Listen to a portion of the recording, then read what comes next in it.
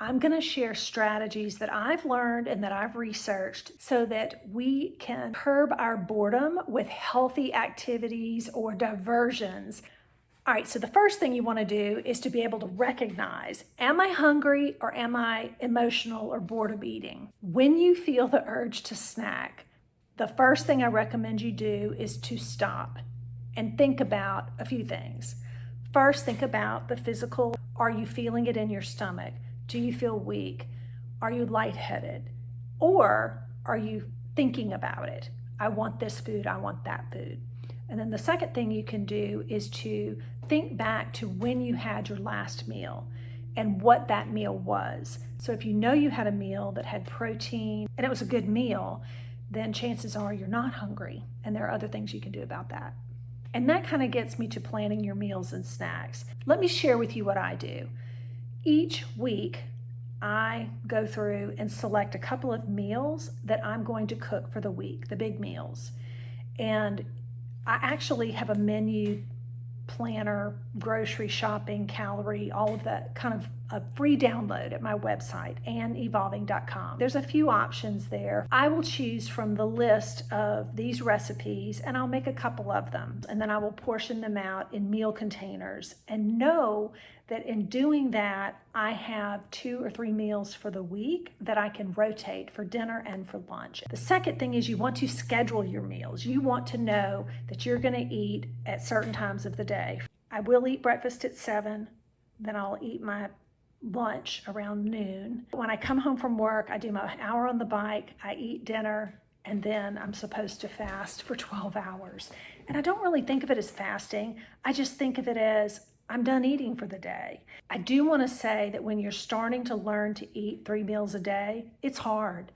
It's not easy to change a habit that you have been doing for probably decades. You know, we started this as babies. Putting things in our mouth was a way of experiencing the world and using your hands. And so we're very tactile and we're very oral. I think everybody struggles with this, and we don't always know we're struggling with it. It's just become a way of life. What I'm going to share with you now are some tips that help you shift your hands and mouth from eating to other things that really help. They help me. Okay, so I'm gonna go through a list of things you can do to keep your hands and your mouth occupied. Okay, the first one is crafting and DIY projects. This is like if you knit or crochet, you could do embroidery or origami, if you get a book and learn how to fold little things. Anything that requires hands. Another good thing that I do is a puzzles. You can do a jigsaw puzzle. I've started doing the New York Times, not crossword puzzle, but it's these little games on your phone and you can download it and it's free. You know, you could play solitaire. That's something I can also do on my phone. It's something I can do while I'm watching TV. Anything like that that occupies your hands, but not your mouth. You don't, in my mind, you don't want to chew gum. You don't want to smoke or vape. The only exception to the rule would be, I think, drinking water, something like that is okay. But otherwise, I would just try and stop the mouth activity and the hand to mouth activity. That's the goal here. And you can just keep a little thing of Play-Doh on the table or silly putty. Believe it or not, silly putty is better than Play-Doh. You could organize and tidy. I fold clothes a lot in the evening, and that's something I do when I'm watching TV, which is one of my triggers. When I watch TV, I want to eat peanuts or popcorn, and I'm not hungry. I just want to do something. So folding clothes, believe it or not, ironing, and for me, getting on the bike is a good one. If you have a coloring book and some colored pencils or markers that are fun to do, having that when you watch TV or at your desk, or you have a moment where you find yourself wanting to eat, just do that. Another thing is painting your nails, giving yourself a manicure or a pedicure. I have a box in my living room of my little manicure kit and all the things from the oil to the cuticle pusher thing and the file and the polish and all of that. And my kids always laugh because I'm always doing my nails, and it's because I have that energy of wanting to do this. Okay, another thing you can do is journal. Maybe what you're feeling, what you're thinking. You can pick out a mind conditioner, a thought conditioner that you can just say over and over in your mind. Also doing two things at once. So if you're doing the Play-Doh, you can also say a thought conditioner while you're doing that to help you and distract yourself in as many ways as possible. You're touching something, you're saying something in your mind. You could even have water by you so that you have that. In addition to the silly putty, they now have all kinds of fidget toys, they call them. They have things you can squeeze, things you can spin. I mean, so many different varieties. I'll put a link to some on Amazon. They've really been helpful. One of the things I do is in the afternoon, 2 o'clock is kind of my window of when I get really, really antsy. And so it's after lunch, and I know I've got a long window of time before I eat dinner, and I'm not hungry. I just ate. It's that I'm fidgety.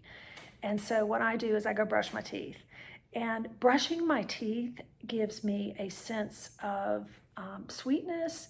And it's one of those things where when you brush your teeth, you really don't want to eat afterward because you just brushed your teeth.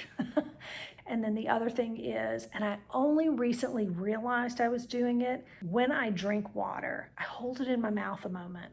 I don't just guzzle it down. I do that too. Holding water in my mouth for just a little bit is really satisfying.